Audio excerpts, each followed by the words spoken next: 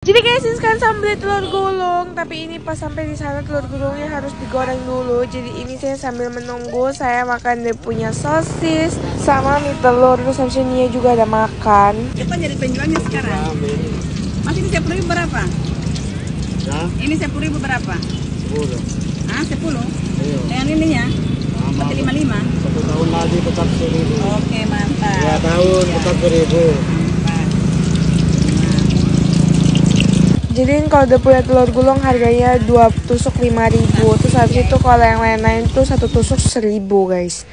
Jujur sabar pertama kali coba dapet telur gulung sih, dan rasanya ya enak sih guys, tapi kayak kurang nendang gitu loh bumbunya.